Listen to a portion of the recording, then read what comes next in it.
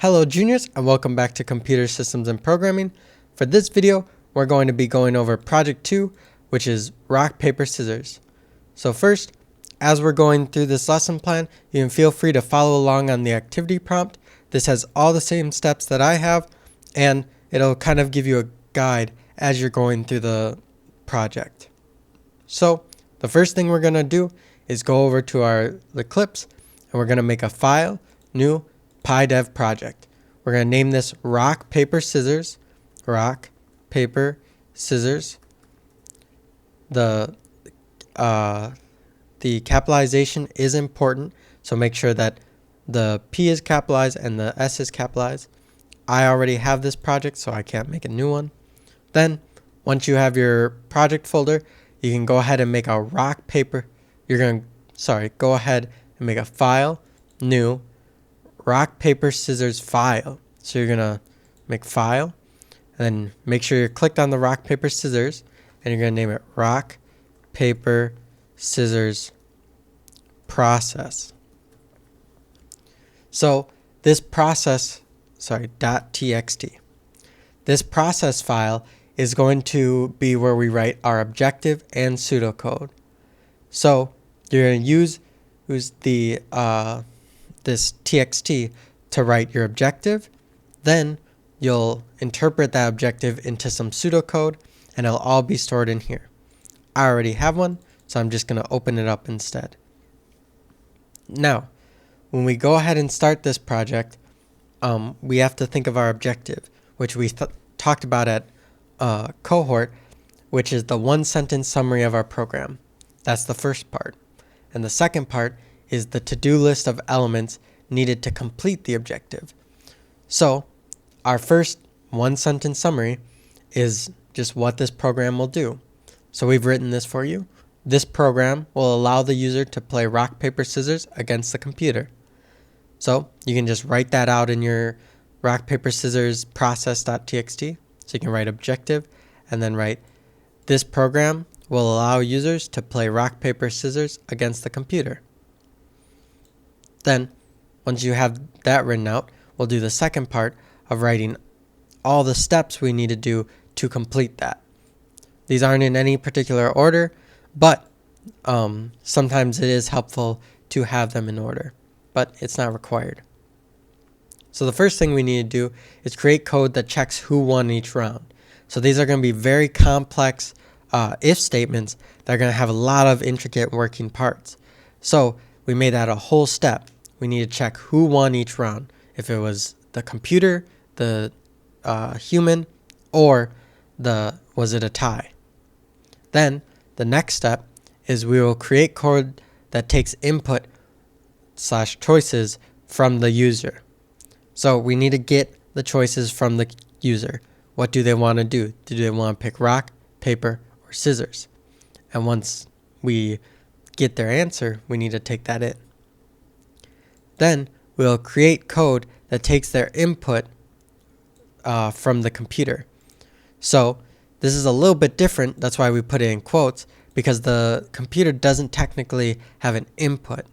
Instead, we'll be making a we'll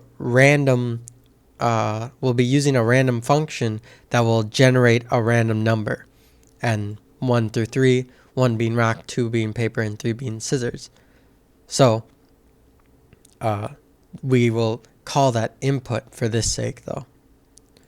Then, after we do that, we'll create code that checks if the user wants to quit, because maybe they only want to play one round, or maybe they want to play multiple rounds.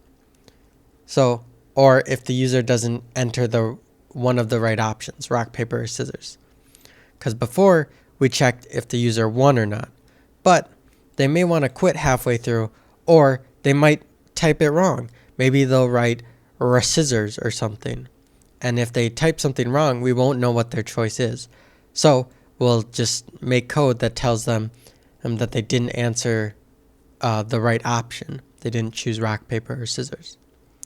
Then we'll loop each round of the game because, as you know, there are multiple rounds of rock, paper, scissors. Then we'll add statements at the beginning and the end of the game that welcome and thank the user for playing. because whenever you make a game, you want to have some sort of introduction to it and then some sort of ending to it as well. Then we'll loop the whole game so that the user can continue playing as long as they want, and it'll only stop when they choose to quit. So this is our complete objective with all parts complete. There's the 1-sentence summary and the steps we need to complete this summary.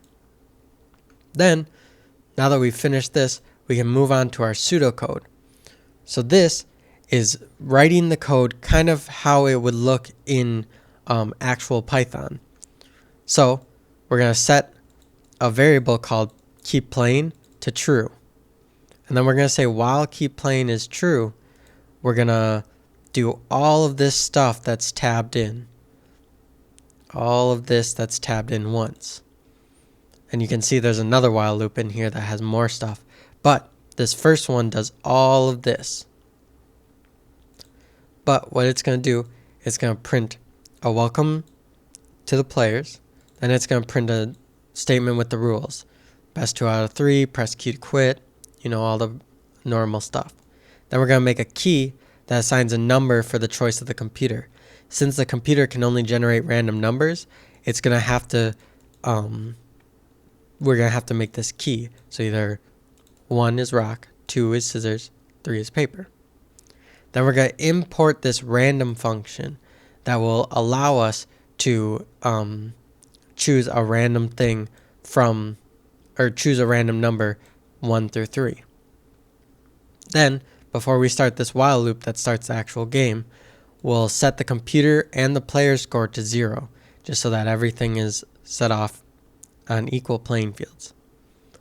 Then, we're going to say while the player score is less than 2 and the computer score is less than 2. So these are two different comparisons. As long as the computer score is less than 2 and the player score is less than 2, then it'll keep going. We're doing this because as long as the computer or the person hasn't made 2 points, that means that the game's still going. I.e., if they got 2 points, they won twice, which is best 2 out of 3. So, once we're in this loop, we go and do all this tabbed in stuff. So first we're going to generate a random number between 1 and 3 for the computer. Then we're going to ask the player to select rock, paper, or scissors. Whoops, I accidentally moved that. But we'll use this input function, input, ask the player to select rock, paper, or scissors. Then we'll allow the user also to press Q. So if the user presses Q, then it'll set keep playing to false, which that keep playing is the big loop that's keeping everything going. So you're going to set it to false, which will stop the loop. Well, this will stop the big loop, and we'll put a break statement here to stop the smaller loop, this small loop. So remember, keep playing is the big loop. This break will stop the this loop that is checking the score. Else, if the player didn't enter Q, then you're checking if the player inputs rock and the chooser inputs rock, if the player inputs paper and the computer chooses paper, or the player chooses scissors and the computer chooses scissors. So you're going to be comparing these all together. So notice there's ands and parentheses and then ors.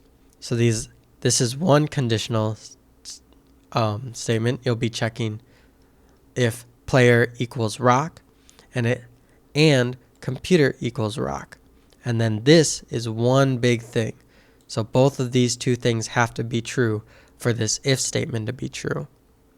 This is because we need the user and the computer to both equal rock.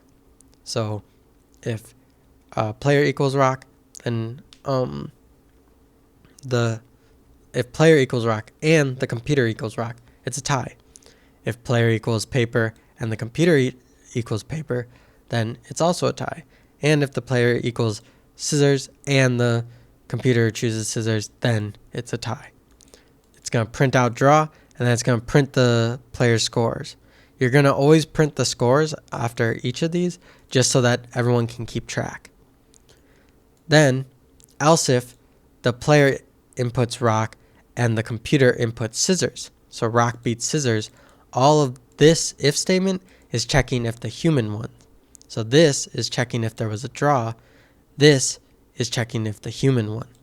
So if the player inputs rock, computer inputs scissors, player inputs scissors, computer chooses paper, or player inputs paper and computer chooses rock. If any of this stuff happens, those two concurrent things happen, then you're going to add 1 to the player score. And of course, you're going to print out the player and the computer score so that they can keep track. And finally, it checks if the computer wins. So if player equals/inputs rock and the computer inputs paper, that means that the computer won. And this checks if the computer won, and this checks if the computer won. If they did win, then it's going to add 1 to the score, and if not, it's going to print out the player score and the computer score. Else, if none of this stuff is true, if they didn't enter Q, if their inputs doesn't equal rock, paper, or scissors, because for every go, there has to be either a point given or a tie. So it's either a tie, the human wins, or the computer wins. There's nothing else that can happen. So that means that the user entered something wrong, so we'll tell the user that their input was not valid. And since, as long as the score doesn't pass 2 on either side, it'll get to the end and it'll repeat this loop. And then it'll keep repeating until the computer or the human wins. Then, once one of them wins, it'll get to the top and it'll say, it'll exit this loop and it'll print the statement, thank the players for playing. It'll thank the players for playing. If the player score is 2, then it'll print letting the player know that they won.